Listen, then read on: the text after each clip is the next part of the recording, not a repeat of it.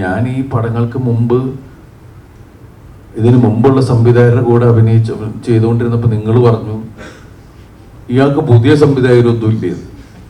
ഇപ്പം ഞാൻ വന്ന പുതിയ സംവിധായകരുടെ കൂടെ പോകാന്ന് വെച്ചാൽ അതും കുഴപ്പമെന്ന് പറയരുത് കേട്ടോ. ഇല്ല, ഇഷ്ടമാണ്. ഇഷ്ടമാണ്. ഞാൻ ഏറ്റവും കൂടുതൽ പുതിയ സംവിധായകരുടെ കൂടെ തന്നെ എത്രയോ വർഷങ്ങൾക്ക് മുമ്പ് വന്നു തുടങ്ങിയിട്ടുള്ള ആളാണ് ഞാൻ ചെയ്തിട്ട് എത്രയോ സിനിമകളുണ്ട്. പുതിയ ആൾക്കാരുടെ കൂടെ ചെയ്തിട്ടുണ്ട്, പുതിയ നായകന്മാരുടെ കൂടെ അഭിനയിച്ചിട്ടുണ്ട്, പുതിയ സംവിധായകർ സുന്ദരദാസ് തുടങ്ങിയിട്ട് ഇങ്ങനെ ഇറങ്ങി അങ്ങനെ ഒരുപാട് പേരുടെ സിനിമയിൽ അഭിനയിച്ചു. ജോണി ആന്റണി, ഞാൻ തന്നെ പ്രൊഡ്യൂസ് ചെയ്ത ആദ്യത്തെ സിനിമ ജോണിയുടെ ഞാൻ നിർമ്മിച്ചാണ്. അന്ന് ജോണി പുതിയ ആളാണ്. അങ്ങനെ ഒരുപാട് പേരുടെ സിനിമകൾ നമ്മൾ ചെയ്തിട്ടുള്ളതാണ്. ഇപ്പോൾ മലവാടി ആർട്സ് ക്ലബ്ബ് ചെയ്യുമ്പോൾ വിനീതിൻ്റെ ആദ്യത്തെ സിനിമയാണ്, അത് നിർമ്മിച്ചത് നമ്മൾ തന്നെ.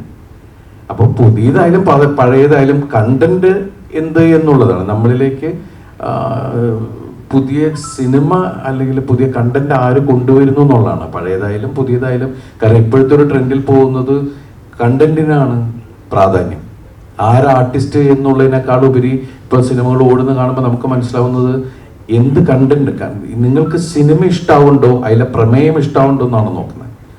ഇന്ന താരം വരുന്നോണ്ട് ഈ സിനിമ ഇത്ര ദിവസം ഓടും അങ്ങനെയൊന്നും പണ്ടുണ്ടായിരുന്നു. അത് നമുക്കൊരു ഗ്യാരണ്ടി പോലെ ഉണ്ടായിരുന്നു, ഇന്ന ആർട്ടിസ്റ്റിന്റെ സിനിമ നമുക്കൊരു മിനിമം ഗ്യാരണ്ടി എന്ന്.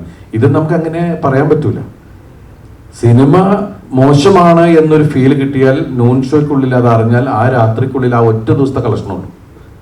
അത് കഴിഞ്ഞാൽ പിറ്റേ ദിവസം എന്ന് പറഞ്ഞാൽ നമ്മൾ കാണുന്നുണ്ട് ആ സിനിമ വിട്ടു.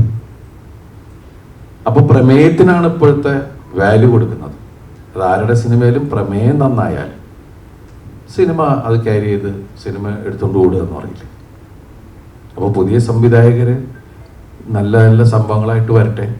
പഴയ സംവിധായകരുടെ സുഹൃത്തുക്കൾ തന്നെയാണ്, അവർ നല്ല സംഭവമായിട്ട് വന്നാൽ ഞാൻ അവരുടെ കൂടെ പോകും.